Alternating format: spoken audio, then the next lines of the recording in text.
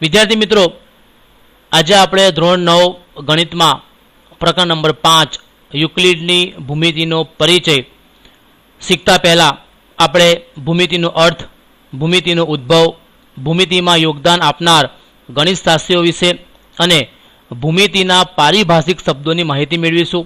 ત્યાર પછી આપણે ગણિતશાસ્ત્રી યુક્લિડની ભૂમિતિનો પરિચય મેળવીશું. વિદ્યાર્થી મિત્રો, ભૂમિતિ માટેનો અંગ્રેજી શબ્દ જીઓમેટ્રી છે.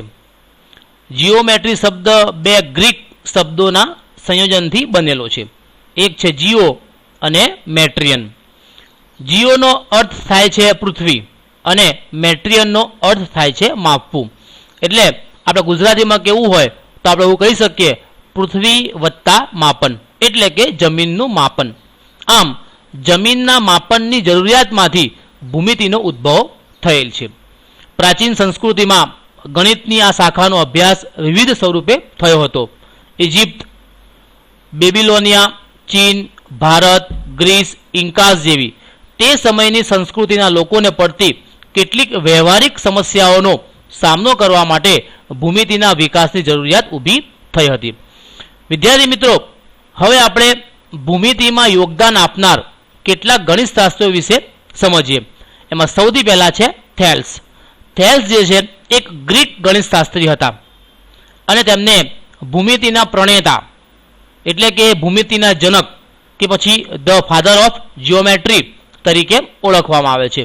કારણ કે થેલ્સે સૌપ્રથમ ભૂમિતિ શબ્દનો પ્રયોગ તેમણે કર્યો હતો અને એક ગ્રીક ગણિતશાસ્ત્રી થેલ્સને એ વાતનો શ્રેય જાય છે કે તેઓ સૌપ્રથમ જ્ઞાત સાબિતી આપી હતી અને તેમણે જે સાબિતી આપી હતી એ કથન હતું વર્તુળનો વ્યાસ વર્તુળને સમવિભાજિત કરે છે.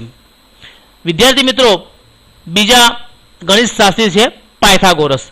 પાયથાગોરસ પણ એક ગ્રીક ગણિતશાસ્ત્રી હતા અને પાયથાગોરસ જે છે એ થેલ્સનો અતિ પ્રસિદ્ધ શિષ્ય હતો. પાયથાગોરસ અને તેના સાથીઓએ અનેક ભૌમિતિક ગુણધર્મોની શોધ કરી અને ભૂમિતિના સિદ્ધાંતોનો મહદ અંશે વિકાસ કર્યો.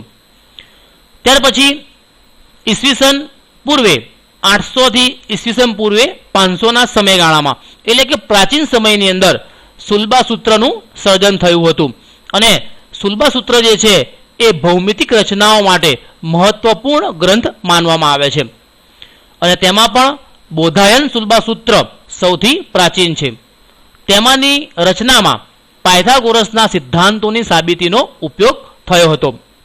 મિત્રો, અહીંયા તમે આકૃતિમાં જોઈ શકો છો એ પ્રમાણે કે ભૂમિતિનો ઉદ્ભવ પૂજા માટેની વિવિધ પ્રકારની વેદીઓ અને અગ્નિકુંડોના નિર્માણ કાર્યથી થયો હતો.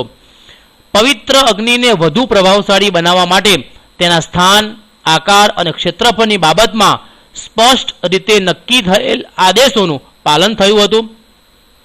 ગૃહસ્થ કર્મકાંડ માટે ચોરસ અને વર્તુળાકાર વેદીઓનો ઉપયોગ થયો હતો. જાહેર પૂજા સ્થળો માટે લંબચોરસ, ત્રિકોણ અને સમલંબ સંયોજનથી બનતા આકારના પ્રયોગો જરૂરી હતા. શ્રીયંત્ર એ અંદરો અંદર ગૂંથાયેલા 9 સમદ્વિબાજુ ત્રિકોણનું સંયોજન છે. શ્રીયંત્ર જે છે એ અથર્વવેદમાં આપેલ છે. આ ત્રિકોણ એવી ચોક્કસ રીતે ગોઠવાયેલ છે કે તેમાંથી બીજા 43 ઉપત્રિકોણ બને છે. આમ ભારતીયો પાયથાગોરસના પ્રમેયને પાયથાગોરસના જન્મ પહેલાથી જાણે છે અને આપણા ભારત દેશની અંદર આર્યભટ્ટ, ભાસ્કરાચાર્ય, બ્રહ્મગુપ્ત વગેરે ભારતના ગણિતશાસ્ત્રીઓ એ ભૂમિતિના વિકાસમાં ફાળો આપેલ છે. વિદ્યાર્થી મિત્રો, હવે બીજા ગણિતશાસ્ત્રી આવે છે યુક્લિડ. અને યુક્લિડ જે છે એ ઇજિપ્તમાં એલેક્ઝાન્ડ્રિયાની શાળામાં ગણિતના શિક્ષક હતા. તેમને પૂર્વધારણાઓ અને અગાઉ સિદ્ધ કરેલા પરિણામોને આધારે તાર્કિક સાબિતીઓ આપી ભૂમિતિનો વિકાસ કર્યો હતો.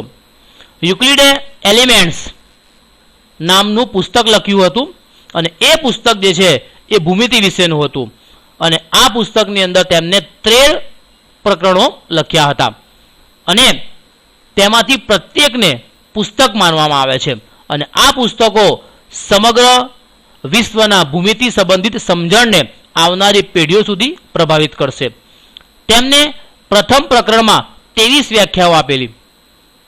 હવે યુક્લિડના સમયમાં ગ્રીસના ગણિતશાસ્ત્રીઓએ તેમની આસપાસની વસ્તુઓના અવલોકન પરથી બિંદુ, રેખા, સમતલ અને અવકાશ જેવા અવ્યાખ્યાયિત પદોની સંકલ્પના વિકસિત કરી હતી. તેમણે એવું કીધું કે ઘન પદાર્થને 3 પરિમાણ લંબાઈ, પહોળાઈ, ઊંચાઈ હોય છે. પૃષ્ઠ કે સપાટીને 2 પરિમાણ લંબાઈ અને પહોળાઈ હોય છે. રેખાને 1 પરિમાણ લંબાઈ હોય છે અને બિંદુને કોઈ પરિમાણ હોતું નથી. મિત્રો, આ બાબત જે છે આપણે કોષ્ટક તરીકે અહીંયા એને સમજી શકીએ છીએ. ઘન પદાર્થને 3 પરિમાણ લંબાઈ, પહોળાઈ અને ઊંચાઈ હોય છે. અહીંયા તમે આકૃતિમાં જોઈ શકો છો. દાખલા તરીકે ઈંટ છે, આપણો તેલનો ડબ્બો છે, એને લંબાઈ, પહોળાઈ અને ઊંચાઈ હોય છે. એટલા માટે ઘન પદાર્થને 3 પરિમાણ હોય છે. જ્યારે તમારા ચોપડીનું દરેક પાનું કે ચોપડાનું દરેક પાનું જે છે એને ફક્ત લંબાઈ અને પહોળાઈ હોય છે. જેને પૃષ્ઠ કહીએ, આપણે સમતલ કહીએ, સપાટી કહીએ છીએ. એને ફક્ત 2 પરિમાણ છે, લંબાઈ અને પહોળાઈ. એટલા માટે સપાટીને 2 પરિમાણ હોય છે. જ્યારે રેખા જે છે એને 1 પરિમાણ લંબાઈ હોય છે. મિત્રો, રેખા જે છે એ પહોળાઈ વગરની લંબાઈ છે. રેખાને પહોળાઈ હોતી નથી, ફક્ત લંબાઈ હોય છે. એટલા માટે એને 1 પરિમાણ છે. જ્યારે બિંદુને કોઈ પરિમાણ હોતું નથી. એટલે બિંદુને લંબાઈ, પહોળાઈ કે ઊંચાઈ હોતી નથી. એટલે બિંદુને પરિમાણ 1 પણ નથી. એટલે કે 0 પરિમાણ બિંદુને હોય છે. આગળ છે, હવે વિદ્યાર્થી મિત્રો, યુક્લિડે લખેલા 13 પ્રકરણોમાંથી આપણે પ્રથમ પ્રકરણમાં 23 વ્યાખ્યાઓ આપેલી, જેમાંની કેટલીક વ્યાખ્યાઓ આપણે જોઈએ. યુક્લિડે કીધું, પહેલી વ્યાખ્યા એવી આપી હતી, બિંદુને કોઈ ભાગ નથી. તો અહીંયા આપણે આગળ તમે સમજાવ્યા પ્રમાણે બિંદુ જે છે એને કોઈ પરિમાણ નથી, એને કોઈ ભાગ નથી, લંબાઈ, પહોળાઈ કે ઊંચાઈ એને હોતી નથી. રેખા એ પહોળાઈ વગરની લંબાઈ છે. રેખા જે છે એને ફક્ત લંબાઈ છે, એને પહોળાઈ નથી. રેખાને અંત્યબિંદુ હોય છે. યુક્લિડે આપણને એવું કીધું કે રેખાને અંત્યબિંદુઓ હોય છે, જે પોતાના પરના બિંદુઓની સાથે સમાન રીતે રહેલી હોય તેવી રેખા એક સીધી રેખા છે. પૃષ્ઠને માત્ર લંબાઈ અને પહોળાઈ હોય છે. પૃષ્ઠ એટલે સમતલ એટલે કે સપાટી, ને ફક્ત લંબાઈ અને પહોળાઈ હોય છે. પૃષ્ઠની ધાર રેખાઓ છે. મિત્રો, આ સમતલ છે, સપાટી છે, એની જે ધાર જે છે એને રેખા તરીકે ઓળખવામાં આવે છે. જે સપાટી પોતાની સીધી રેખાઓની સાથે એક સમાન રીતે રહેલ હોય તેવી સપાટી એ સમતલ છે. હવે યુક્લિડે તેની વ્યાખ્યાઓથી શરૂ કરતા તેમાંના કેટલાક ગુણધર્મોને સાબિતી કર્યા વગર સત્ય વિધાન માનવાની કલ્પના કરી. આ કલ્પનાઓ વાસ્તવમાં સ્પષ્ટપણે વૈશ્વિક સત્ય હતી. તેને 2 ભાગમાં વિભાજિત કર્યા. એક ભાગ હતો સ્વયં સિદ્ધ સત્ય અને બીજું હતું પૂર્વધારણા. હવે આપણે સ્વયં સિદ્ધ સત્ય એટલે શું તે આપણે સમજીએ. ગણિતના દરેક ક્ષેત્ર કેટલાક વિધાનો પર આધારિત હોય છે. તેમને આપણે સત્ય માની લઈએ છીએ અને તેમને સાબિત કરતા નથી. જેને આપણે સાબિતી વગર સત્ય માની લઈએ છીએ તે સ્વયં સત્ય છે. આ વિધાનને સ્વયં સિદ્ધ સત્ય કહે છે. બીજું છે પૂર્વધારણા. સ્વયં સિદ્ધ વિધાનો કોઈપણ પ્રકારની સાબિતી વગર સાચા સ્વીકારી લેવામાં આવે છે. તેને પૂર્વધારણા તરીકે ઓળખવામાં આવે છે. વિદ્યાર્થી મિત્રો, અહીંયા યુક્લિડની કેટલીક પૂર્વધારણાઓ અહીંયા આપી છે, એ આપણે જોઈએ. નંબર 1 છે, એક વસ્તુને સમાન હોય તેવી વસ્તુ એકબીજાને સમાન હોય છે. બીજી પૂર્વધારણા છે, સરખામાં સરખું ઉમેરીએ તો સરવાળો સરખો મળે છે. આપણી પાસે 10 રૂપિયા હોય, એમાં આપણે બીજા 10 રૂપિયા આપણે ઉમેરી દઈએ તો બંનેનો જવાબ કેવો મળશે? આપણને સમાન મળશે, સરખો મળશે આપણને. બીજું છે, સરખામાંથી સરખા બાદ કરીએ તો બાદ બાકી સરખી રહે છે. ચોથી પૂર્વધારણા છે, એકબીજા પર બંધ બેસતી આવતી વસ્તુઓ એકબીજાને સરખી રહે છે. પાંચમી છે, આખું તેના ભાગ કરતાં મોટું હોય છે. છઠ્ઠી પૂર્વધારણા છે, સરખી વસ્તુઓના બમણા એકબીજાને સમાન હોય છે. સાતમી છે, એક જ વસ્તુઓના અડધા એકબીજાને સમાન હોય છે. વિદ્યાર્થી મિત્રો, હવે આપણે યુક્લિડની 5 પૂર્વધારણાઓની ચર્ચા કરીએ. એમાં પહેલી છે, એક બિંદુમાંથી બીજા બિંદુ સુધી થઈને પસાર થતી એક રેખા સીધી રેખા દોરી શકાય છે. એટલે અહીંયા તમે જુઓ, મેં એક બિંદુ દોર્યું, અહીંયા હું બીજું બિંદુ મૂકું છું. આ બિંદુમાંથી એટલે કે એક બિંદુમાંથી બીજા બિંદુમાંથી પસાર થાય તેવી હું એક સીધી રેખા દોરું છું. તો અહીંયા મિત્રો તમે જોઈ શકો છો આ પૂર્વધારણા આપણને સૂચવે છે કે બે ભિન્ન બિંદુઓમાંથી પસાર થતી ઓછામાં ઓછી એક રેખા અવશ્ય દોરી શકાય છે. પરંતુ આ પરથી એ જાણવા મળતું નથી કે આવી એકથી વધુ સીધી રેખાઓ હોય કે નહીં. પરંતુ યુક્લિડે પોતાના તમામ કાર્યમાં કંઈક સૂચિત કર્યા વગર વારંવાર કલ્પના કરી છે કે બે ભિન્ન બિંદુઓમાંથી એક અનન્ય રેખા દોરી શકાય છે. આ પરિણામને એક પૂર્વધારણાના રૂપમાં નીચે આપેલ છે. પૂર્વધારણા 5.1 આપેલા બે ભિન્ન બિંદુઓમાંથી પસાર થતી અનન્ય રેખા મળે છે. એટલે કે આપણને બે ભિન્ન બિંદુઓ આપણને આપ્યા હોય તો એ બે ભિન્ન બિંદુઓમાંથી આપણે અનન્ય એટલે કે એક અને માત્ર એક જ રેખા પસાર કરી શકીએ છીએ. મિત્રો અહીંયા આકૃતિમાં તમે જોઈ શકો છો બિંદુ P છે એમાંથી આપણે ઘણી બધી રેખાઓ પસાર કરી છે. અહીંયા બિંદુ Q છે એમાંથી આપણે પણ ઘણી બધી રેખાઓ પસાર કરી છે. તો આ બિંદુ P માંથી પસાર થતી કેટલી રેખાઓ હોઈ શકે જે બિંદુ Q માંથી પણ પસાર થાય છે? તો અહીંયા આપણે જોઈ શકીએ છીએ માત્ર એક જ, અને એ રેખા છે PQ. તેવી જ રીતે જે બિંદુ Q માંથી પસાર થતી હોય તેવી કેટલી રેખાઓ બિંદુ P માંથી પણ પસાર થાય છે? તો એનો જવાબ છે માત્ર એક જ, અને એ છે રેખા PQ. આ માટે ઉપરનું વિધાન એક સ્વયં સિદ્ધ સત્ય છે અને તે માટે આપણે તેને એક પૂર્વધારણાના રૂપમાં માનીએ છીએ. બીજી પૂર્વધારણા છે શાંત રેખાને અનંત સુધી લંબાવી શકાય છે. વિદ્યાર્થી મિત્રો, જેને આપણે આજકાલ રેખાખંડ કહીએ છીએ તેને યુક્લિડે શાંત રેખા નામ આપ્યું હતું. તો આ AB જે છે એ રેખાખંડ છે. યુક્લિડ તેને શાંત રેખા કહેતા હતા. તો આ શાંત રેખાખંડને આપણે બંને બાજુ આગળ લંબાઈશું તો શું મળશે આપણને? રેખા આપણને મળે છે. એટલે આ શાંત રેખાને આપણે અનંત સુધી લંબાવી શકીએ છીએ. આગળ ત્રીજી પૂર્વધારણા છે કોઈપણ બિંદુને કેન્દ્ર લઈ તથા કોઈપણ લંબાઈની ત્રિજ્યા લઈ વર્તુળ રચી શકાય છે. વિદ્યાર્થી મિત્રો, અહીંયા તમે જુઓ મેં O કેન્દ્ર લીધું છે અને OP જેટલી મેં ત્રિજ્યા લીધી છે અને પરિઘનો ઉપયોગ કરું તો મને એક વર્તુળ જે છે આપણે રચી શકીએ છીએ. તમે ગમે તે બિંદુને કેન્દ્ર લો અને તમે ગમે તે લંબાઈની ત્રિજ્યા લઈ આપણે એક વર્તુળ જે છે એ દોરી શકીએ છીએ. ચોથી પૂર્વધારણા છે બધા જ કાટખૂણા એકબીજા સાથે સરખા હોય છે. આપણે જાણીએ છીએ કાટખૂણાનું માપ જે છે 90 અંશનું હોય છે. જ્યાં પણ કાટખૂણો બને ત્યાં 90 અંશનું માપ હોય છે. એટલે કે બધા જ કાટખૂણા એકબીજા સાથે સરખા થાય છે. આગળ પાંચમી પૂર્વધારણા છે જો બે રેખાઓને કોઈ ત્રીજી રેખા છેદે અને આ રેખાની એક જ બાજુ તરફના બે અંતઃકોણોનો સરવાળો બે કાટખૂણા કરતાં ઓછો હોય તો પ્રથમ બે રેખાઓને આ ખૂણા તરફ અનંત સુધી લંબાવતા તે એકબીજાને છેદે છે. વિદ્યાર્થી મિત્રો, અહીંયા આકૃતિમાં તમે જોઈ શકો છો જો બે રેખાઓ તો રેખા AB અને રેખા CD ને કોઈ ત્રીજી રેખા છેદે તો અહીંયા તમે જોઈ શકો છો આ PQ જે છે એ ત્રીજી રેખા છે અને AB અને CD ને છેદે છે.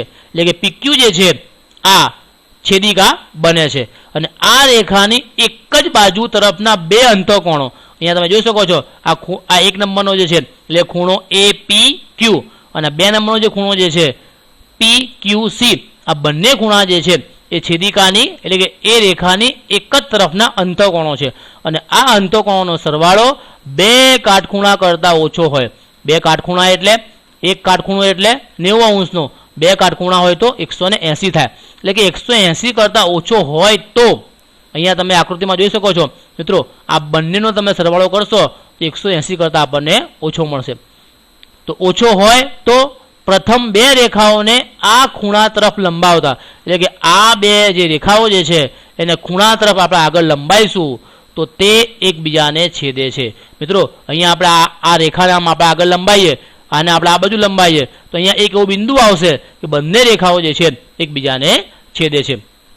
વિદ્યાર્થી મિત્રો, ઉપરની 5 પૂર્વધારણાઓને માત્ર જોવાથી આપણને એ સ્પષ્ટ ખ્યાલ આવે છે કે અન્ય પૂર્વધારણાઓની તુલનામાં પૂર્વધારણા 5 થોડી વધુ જટિલ છે. બીજી તરફ પૂર્વધારણા 1 થી 4 એટલી સરળ અને સ્પષ્ટ છે કે તેમને સ્વયં સિદ્ધ સત્યના રૂપમાં માની લેવામાં આવે છે, પરંતુ તેને સાબિત કરવી શક્ય નથી. આ માટે આ વિધાનો સાબિતી વગર સ્વીકારી લેવામાં આવે છે. હવે યુક્લિડે પોતાની પૂર્વધારણા અને સ્વયં સિદ્ધ સત્યો આપ્યા પછી તેનો ઉપયોગ અન્ય પરિણામોને સાબિત કરવામાં કર્યો. પછી આ પરિણામોનો ઉપયોગ કરી તેણે અનુમાનિક તર્ક દ્વારા કેટલાક પરિણામો એટલે કે વિધાનો સાબિત કર્યા. તે વિધાનોને આ રીતે સાબિત કર્યા એટલા માટે તેને પ્રમેય તરીકે ઓળખવામાં આવે છે. યુક્લિડે તેમના સ્વયં સિદ્ધ સત્યો, પૂર્વધારણાઓ, વ્યાખ્યાઓ અને પહેલા સાબિત કરેલા પ્રમેયોનો ઉપયોગ કરીને એક તર્કસંગત શૃંખલામાં 465 સાધ્ય અનુમાનિત કર્યા. ભૂમિતિના કેટલાક આગળના પ્રકરણોમાં તમે આ સ્વયં સિદ્ધ સત્યોનો ઉપયોગ કરીને કેટલાક પ્રમેયો સાબિત કરીશું આપણે. વિદ્યાર્થી મિત્રો, હવે આપણે સ્વાધ્યાય 5.1ની સમજૂતી મેળવીશું. એમાં પહેલો દાખલો છે, નીચે આપેલા વિધાનોમાંથી કયા વિધાનો સત્ય છે અને કયા વિધાનો અસત્ય છે? તમારા જવાબ માટે કારણો આપો. મિત્રો, અહીંયા આપણને 5 વિધાનો આપણને આપેલા છે અને આપણે કહેવાનું છે કે આ વિધાનોમાંથી સત્ય અને અસત્ય વિધાનો કયા છે. પહેલું છે, એક બિંદુમાંથી પસાર થતી માત્ર એક રેખા દોરી શકાય છે. તો વિદ્યાર્થી મિત્રો, આ વિધાન જે છે ખોટું છે, કારણ કે એક બિંદુ આપણને આપ્યું હોય તો આપણે એ એક બિંદુમાંથી અસંખ્ય રેખાઓ દોરી શકીએ છીએ. બીજું છે, બે ભિન્ન બિંદુઓમાંથી પસાર થતી અસંખ્ય રેખાઓ હોય છે. તો વિદ્યાર્થી મિત્રો, આ વિધાન ખોટું છે, કારણ કે બે ભિન્ન બિંદુ આપણને આપ્યા હોય અહીંયા આ રીતે, તો આપણે આ બે ભિન્ન બિંદુઓમાંથી એક અને માત્ર એક જ એટલે કે અનન્ય રેખા પસાર કરી શકીએ છીએ. એટલા માટે બીજું વિધાન ખોટું છે. ત્રીજું છે, એક શાંત રેખાને બંને તરફ અનિશ્ચિત રીતે લંબાવી શકાય છે. તો આ વિધાન જે છે મિત્રો સાચું છે પૂર્વધારણા 2 મુજબ, કે ભાઈ આપણે ભણી ગયા પૂર્વધારણા 2 ની અંદર કે શાંત રેખાને અનંત સુધી લંબાવી શકાય છે. આગળ ચોથું છે, જો બે વર્તુળ સમાન છે તો તેમની ત્રિજ્યાઓ સમાન હોય છે. આ વિધાન મિત્રો ખરું છે, કારણ કે યુક્લિડની પૂર્વધારણા મુજબ એકબીજા પર બંધ બેસતી આવતી આકૃતિઓ એકબીજાને સરખી હોય છે. આગળ પાંચમું છે, આકૃતિમાં જો AB બરાબર PQ અને PQ બરાબર XY હોય તો AB બરાબર XY થાય. મિત્રો, આ વિધાન જે છે ખરું છે, કારણ કે યુક્લિડની પૂર્વધારણા મુજબ એક વસ્તુને સમાન હોય તેવી વસ્તુઓ એકબીજાને સમાન થાય છે. અહીંયા મિત્રો, અહીંયા આપણને AB અને PQની લંબાઈ સમાન આપણને આપેલી છે. દાખલા તરીકે ABની કિંમત આપણે 3 કહીએ તો PQની કિંમત 3 થવાની જ છે, બરાબર. પછી આપણને કહે છે કે PQ અને XY સમાન છે, એટલે PQની કિંમત 3 હોય તો XYની કિંમત 3 થશે. એટલે આપણે એવું કહી શકીએ કે AB અને XY પણ સમાન થાય છે. આગળ બીજો પ્રશ્ન છે, નીચે આપેલા પદોની વ્યાખ્યાઓ આપો. શું તેના માટે કોઈ એવા પદ છે જેની વ્યાખ્યાયિત કરવાની જરૂર છે? એ કયા છે અને તમે તેને કેવી રીતે વ્યાખ્યાયિત કરશો? એમાં પહેલું છે સમાંતર રેખાઓ. તો જુઓ, કોને કહીશું સમાંતર રેખાઓ? સમતલમાં બે ભિન્ન રેખાઓ એકબીજાને છેદતી ન હોય તેવી રેખાઓ સમાંતર રેખાઓ છે. મિત્રો, અહીંયા તમે જોઈ શકો છો કે સમતલની અંદર PQ અને RS જે છે આ બંને રેખાઓ એકબીજાને છેદતી નથી, એટલા માટે આ બંને રેખાઓ જે છે એ સમાંતર રેખાઓ છે. બીજું છે લંબ રેખાઓ. બે રેખાઓ એકબીજાને કાટખૂણે છેદે તો તેવી રેખાઓ એકબીજાને લંબ રેખાઓ કહેવાય. મિત્રો, અહીંયા તમે જોઈ શકો છો કે રેખા AB અને રેખા BC જે છે એકબીજાને કાટખૂણે એટલે કે 90 અંશના ખૂણે છેદે છે અને ખૂણો B જે છે એ 90 અંશનો છે. તો AB અને BC જે છે લંબ રેખાઓ કહેવાય. ત્રીજું છે રેખાખંડ. તો બે અંત્ય બિંદુઓ વચ્ચેની રેખાને રેખાખંડ કહેવાય. અહીંયા તમે જુઓ મિત્રો આકૃતિની અંદર આ રેખા AB છે, તો A અને B આ જે આપણને આપ્યું છે શાંત રેખા, એને શું કહીશું આપણે? એને રેખાખંડ કહીશું. આગળ ચોથું છે વર્તુળની ત્રિજ્યા. તો વર્તુળનું કેન્દ્ર અને વર્તુળ પરના બિંદુને જોડતા રેખાખંડને વર્તુળની ત્રિજ્યા કહેવાય. મિત્રો, અહીંયા તમે જોઈ શકો છો એક વર્તુળ આપણને આપ્યું છે, એનું કેન્દ્ર જે છે P છે અને વર્તુળ પર ઘણા બધા બિંદુઓ અહીંયા આપણને આપેલા છે A B C D E F G H I J. તો વર્તુળનું કેન્દ્ર P અને વર્તુળ પરના બિંદુને જોડતો રેખાખંડ એટલે કે PA PB PC PD PE PF PG PH PI અને PJ જે છે એ બધી વર્તુળની ત્રિજ્યાઓ થશે. આગળ પાંચમું છે ચોરસ. જે સમાંતર બાજુ ચતુષ્કોણના ચારે ખૂણા કાટખૂણા અને ચારે બાજુ સમાન હોય તે સમાંતર બાજુ ચતુષ્કોણ ને ચોરસ કહેવાય. અહીંયા આપણે આકૃતિમાં જોઈ શકીએ છીએ મિત્રો, અહીંયા ચાર જે ખૂણા પણ આપ્યા છે એ બી સી ડી એ 90 અંશના છે અને ચારે બાજુઓ સમાન છે. એ બીની કિંમત 2.5 છે તો સીડીની પણ 2.5 થશે, બીસીની 2.5 છે અને સામેની બાજુ પણ 2.5 થશે. ચારેય બાજુઓ સમાન, ચારેય ખૂણા કાટખૂણા, તો એને શું કહીશું આપણે? ચોરસ કહેવાય. આગળ નંબર 3 છે, નીચે આપેલ બે પૂર્વધારણાનો વિચાર કરો. નંબર 1, જો બે ભિન્ન બિંદુ એ અને બી આપ્યા હોય તો તેમની વચ્ચે હોય તેવું એક બિંદુ સી મળે. નંબર 2, એક રેખા પર આવેલા ન હોય તેવા ઓછામાં ઓછા 3 બિંદુઓ મળે. શું આ પૂર્વધારણાઓમાં કોઈ અવ્યાખ્યાયિત પદ છે? શું આ પૂર્વધારણાઓ સુસંગત છે? શું આ પૂર્વધારણાઓ યુક્લિડની પૂર્વધારણામાંથી મળે છે? સ્પષ્ટ કરો. મિત્રો, અહીંયા આ બે વિધાન આપણને આપ્યા છે, એમાં બિંદુ અને રેખા એ જે છે એ બે અવ્યાખ્યાયિત પદ છે. અને આ અવ્યાખ્યાયિત પદ જે છે એટલે કે શું આ પૂર્વધારણાઓ સુસંગત છે? તો હા, આ પૂર્વધારણાઓ જે છે સુસંગત છે. અને એને તમારે કઈ પૂર્વધારણામાંથી મળે છે એ આપણે સ્પષ્ટ કરવાનું છે. તો આ પૂર્વધારણાઓ યુક્લિડની પૂર્વધારણામાંથી નહીં પરંતુ પૂર્વધારણા 5.1 માંથી મળે છે. આગળ ચોથો પ્રશ્ન છે, જો એસી બરાબર બીસી થાય તેવું બિંદુ એ અને બી ની વચ્ચે હોય તો સાબિત કરો કે એસી બરાબર 1/2 AB છે. આકૃતિ દોરીને તેને સ્પષ્ટ કરો. મિત્રો, અહીંયા એક આકૃતિ દોરી છે જેમાં એસી અને બીસીની કિંમત લંબાઈ જે છે સમાન થાય છે અને સી બિંદુ જે છે એ અને બીની વચ્ચે આવેલું છે. તો વિદ્યાર્થી મિત્રો, અહીંયા આપણને એસી બરાબર બીસી આપણને આપેલા છે. તો હવે શું કરીશું? અહીંયા તમે જુઓ, હું શું કરીશ? બંને બાજુ જે છે હું એસી ઉમેરીશ. કેમ કે સ્વયં સિદ્ધ સત્ય 2 છે કે સરખામાં સરખું ઉમેરીએ તો સરવાળો સરખો રહે છે. એટલા માટે હું બંને બાજુ એસીને ઉમેરું છું. તો એસી પ્લસ એસી શું મળશે આપણને? 2AC મળશે આપણને. અને બીસી પ્લસ એસી એટલે કે બીસી અને પ્લસ એસીનો સરવાળો કરીશું તો આપણને AB મળશે. એ શેના આધારે લખ્યું આપણે? સ્વયં સિદ્ધ સત્ય 4ના આધારે લખ્યું આપણે. એકબીજા ઉપર બંધ બેસતી આવતી વસ્તુઓ એકબીજાને સરખી થાય છે. એટલે કે એસી અને બીસી જે છે AB ઉપર બંધ બેસે છે, એટલા માટે આપણે એવું લખી શકીએ. હવે 2AC બરાબર AB, બંને બાજુ આપણે 1/2 કરીએ. શેના આધારે? સ્વયં સિદ્ધ સત્ય 7ના આધારે કે સરખી વસ્તુઓના અડધા એકબીજાને સમાન થાય છે.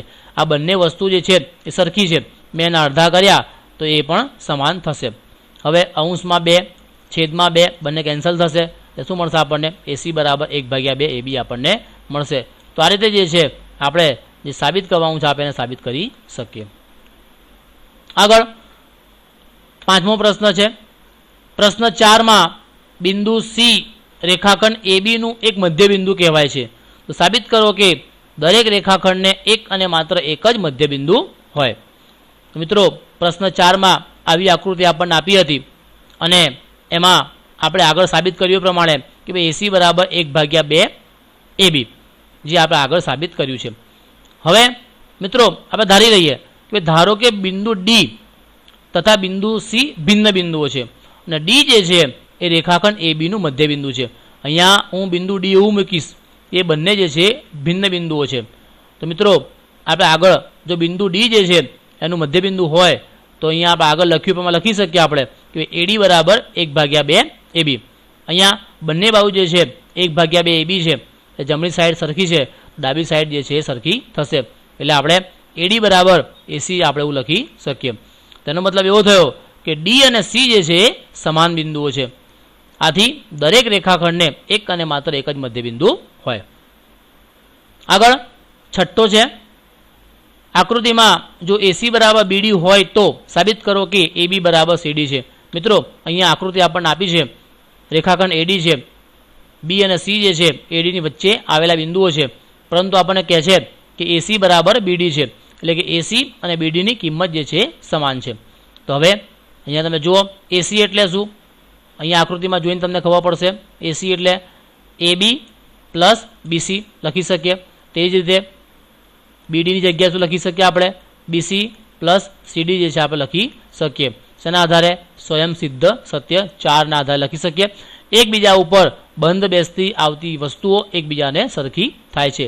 એટલે કે AB અને BC જે છે એ AC ઉપર બંધ બેસે છે, BC અને CD જે છે એ BD ઉપર બંધ બેસે છે. હવે હું બંને સાઈડથી BCને બાદ કરું છું.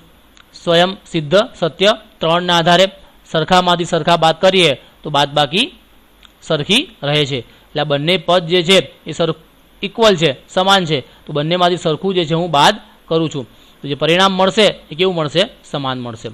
હવે plus BC minus BC cancel થશે. તેવી જ રીતે plus BC minus BC cancel થશે. તો શું મળશે આપણને? AB બરાબર CD આપણને મળશે. જે આપણે સાબિત કરવાનું હતું એ આપણે સાબિત કર્યું. હવે 7મો છે, યુક્લિડના સ્વયંસિદ્ધ સત્યોની યાદીમાં આપેલ સ્વયંસિદ્ધ સત્ય 5 એક સનાતન સત્ય કેમ માનવામાં આવે છે? તો મિત્રો સ્વયંસિદ્ધ સત્ય 5 આપણે યાદ કરી લઈએ, આખું તેના ભાગ કરતાં મોટું હોય છે. મિત્રો અહીંયા શબ્દ ભાગનો અર્થ જ આખા કરતાં કંઈક ઓછા માટે થાય છે. આ હકીકત કોઈ પણ વસ્તુ તથા દુનિયાના કોઈ પણ ભાગમાં સાચી છે. આથી તેને સનાતન સત્ય માનવામાં આવે છે. હવે વિદ્યાર્થી મિત્રો આપણે યુક્લિડની 5મી પૂર્વધારણાને સમકક્ષ કેટલાક વિધાનો જોઈશું. એના પહેલાં આપણે પૂર્વધારણા 5 યાદ કરી લઈએ. જો બે રેખાઓને કોઈ ત્રીજી રેખા છેદે અને આ રેખાની એક જ બાજુ તરફના બે અંતઃકોણોનો સરવાળો બે કાટખૂણા કરતાં ઓછો હોય તો પ્રથમ બે રેખાઓને આ ખૂણા તરફ સુધી લંબાવતા તે એકબીજાને છેદે છે. વિદ્યાર્થી મિત્રો ગણિતના ઇતિહાસમાં યુક્લિડની 5મી પૂર્વધારણા ખૂબ નોંધપાત્ર છે. અને અહીંયા આપણને કીધું એ પ્રમાણે કે ભાઈ બે અંતઃકોણનો સરવાળો બે કાટખૂણા કરતાં ઓછો હોય તો આ બંને જે છે એકબીજાને છેદે છે. માની લો કે બંનેનો સરવાળો જે છે એ બે કાટખૂણા જેટલો હોય તો, એટલે કે બંનેનો સરવાળો 180 થાય તો શું થાય? અહીંયા તમે જોઈ શકો છો મિત્રો, આ M અને N જે છે એ બંને સમાંતર રેખા છે. L એની છેદિકા છે. તો 4 અને 5 અથવા 3 અને 6 જે છે એના અંતઃકોણ થાય છે. અને આ અંતઃકોણનો સરવાળો અહીંયા તમે જોઈ શકો છો 180 થાય છે. અને 180 થાય છે એટલા માટે આ M અને N જે છે એકબીજાને છેદતી નથી, એટલે કે એકબીજાને સમાંતર રેખા બને છે. મિત્રો આ જે છે એને આપણે પ્લે ફેરની પૂર્વધારણા તરીકે ઓળખવામાં આવે છે. અને પ્લે ફેરની પૂર્વધારણા જે છે એ તે કોઈ પણ રેખા L અને તેના પર ન હોય તેવા પ્રત્યેક બિંદુ P માટે P માંથી પસાર થતી અને L ને સમાંતર અનન્ય રેખા M આપણને મળે છે. આ જે વિધાન જે છે એને પ્લે ફેરની પૂર્વધારણા તરીકે ઓળખવામાં આવે છે. અહીંયા તમે જુઓ મિત્રો, અહીંયા રેખા L આપણને આપી છે અને તેના પર ન હોય તેવા પ્રત્યેક બિંદુ P માટે આ બિંદુ P જે છે એ રેખા L ઉપર નથી. આપણે બિંદુ P માંથી ઘણી બધી રેખાઓ જે છે પસાર કરી શકીએ છીએ, બરાબર છે. તો પરંતુ આપણે એવી કેટલી રેખાઓ પસાર કરીશું કે જે રેખા L ને સમાંતર હોય? તો અહીંયા તમે જોઈ શકો છો એક અને માત્ર એક જ રેખા M છે. રેખા M એવી છે કે રેખા L ને સમાંતર છે. તો આકૃતિ ઉપરથી આપણે જોઈ શકીએ છીએ કે P માંથી પસાર થતી બધી રેખાઓમાંથી માત્ર રેખા M જ L ને સમાંતર છે. આ ઉપરથી આપણે કહી શકીએ કે બે છેદતી ભિન્ન રેખાઓ એક જ રેખાને સમાંતર ન હોઈ શકે. હવે વિદ્યાર્થી મિત્રો યુક્લિડને તેના પ્રથમ 28 પ્રમેય સાબિત કરવામાં 5મી પૂર્વધારણાની કોઈ જરૂર ન પડી. યુક્લિડને પણ હવે અન્ય ગણિતશાસ્ત્રીઓને જ્યાં વિશ્વાસ બેસી ગયો કે 5મી પૂર્વધારણા હકીકતમાં એક પ્રમેય છે. અનેક પ્રયત્નો છતાં 5મી પૂર્વધારણા સાબિત ન થઈ શકી, પરંતુ સાબિતી મેળવવાની આ મથામણને કારણે નવી ભૂમિતિની રચના થઈ. તેને અયુક્લિડીય ભૂમિતિ કહેવામાં આવે છે. અત્યાર સુધી બધા જ એવું માનતા હતા કે યુક્લિડની ભૂમિતિ જ એકમાત્ર ભૂમિતિ છે, પરંતુ જે વિશ્વમાં આપણે રહીએ છીએ તેને અયુક્લિડીય ભૂમિતિ કહે છે. ખરેખર તો તેને ગોલીય ભૂમિતિ કહેવાય છે. ગોલીય ભૂમિતિમાં રેખાઓ સીધી નથી હોતી, પરંતુ દીર્ઘ વર્તુળના ભાગરૂપે હોય છે. તે એકબીજાને છેદતી હોવા છતાં એક જ તરફના અંતઃકોણોનો સરવાળો 180 થાય છે. વળી ત્રિકોણના 3 ખૂણાના માપનો સરવાળો પણ 180 થી વધુ છે. આમ યુક્લિડીય ભૂમિતિ માત્ર એક જ સમતલમાં બનતી આકૃતિ માટે માન્ય છે. વક્ર સપાટી માટે તે નિષ્ફળ જાય છે. વિદ્યાર્થી મિત્રો, આ યુક્લિડીય ભૂમિતિ અને અયુક્લિડીય ભૂમિતિને આપણે તફાવતના સ્વરૂપમાં નીચે પ્રમાણે સમજી શકીએ છીએ. યુક્લિડિયન ભૂમિતિ જે છે એ ફક્ત સમતલ્ય ભૂમિતિ માટે છે અને અયુક્લિડિયન ભૂમિતિ જે છે એ ગોલીય ભૂમિતિ માટે છે. આ ભૂમિતિમાં રેખાઓ સીધી હોય છે. અહીંયા તમે જોઈ શકો છો મિત્રો, એસી, બીસી ને એવી જે છે એ સીધી રેખાઓ છે અને આ ભૂમિતિમાં રેખાઓ સીધી હોતી નથી. આ ભૂમિતિ માત્ર સમતલ્ય આકૃતિ માટે માન્ય છે, વક્ર સપાટી માટે નહીં. અને આ ભૂમિતિ જે છે એ વક્ર સપાટી માટે પણ માન્ય છે. યુક્લિડિયન ભૂમિતિમાં ત્રિકોણના 3 ખૂણાના માપનો સરવાળો 180 થાય છે, જ્યારે અયુક્લિડિયન ભૂમિતિમાં ત્રિકોણના 3 ખૂણાના માપનો સરવાળો 180 કરતાં વધુ થાય છે. હવે આપણે સ્વાધ્યાય 5.2 ની સમજૂતી મેળવીશું. એમાં પહેલો પ્રશ્ન છે, તમે યુક્લિડની 5મી પૂર્વધારણાને સરળતાથી સમજી શકાય તેમ કેવી રીતે લખી શકશો? અને જવાબ છે, જો કોઈ 2 રેખાઓ m અને n ને ત્રીજી રેખા l ભિન્ન બિંદુઓમાં છેદે તો 4 અંતઃકોણો મળે. જો આ અંતઃકોણો પૈકી રેખા l ની કોઈપણ એક બાજુ પર આવેલા 2 અંતઃકોણોનો સરવાળો 180 થાય તો રેખાઓ m અને n એકબીજાને છેદે નહીં, એટલે કે m અને n સમાંતર રેખાઓ છે. બીજો પ્રશ્ન છે, શું યુક્લિડની 5મી પૂર્વધારણા પરથી સમાંતર રેખાઓનું અસ્તિત્વ નક્કી થાય છે? સ્પષ્ટ કરો. તો હા, યુક્લિડની 5મી પૂર્વધારણા પરથી સમાંતર રેખાઓનું અસ્તિત્વ નક્કી થાય છે. જો કોઈ રેખા l 2 રેખાઓ m અને n ને એવી રીતે છેદે કે જેથી રેખા l ની કોઈપણ એક જ બાજુ પર આવેલા 2 અંતઃકોણોનો સરવાળો 180 થાય તો રેખાઓ m અને n એકબીજાને છેદે નહીં, એટલે કે m અને n સમાંતર રેખાઓ છે. વિદ્યાર્થી મિત્રો, આ વિડીયો તમને ગમ્યો હોય તો આ વિડીયોને તમે લાઈક કરજો, તમારા મિત્રોને શેર કરજો અને આ ચેનલમાં તમે નવા હોય તો આ ચેનલને તમે સબસ્ક્રાઈબ પણ કરજો. Thanks for watching.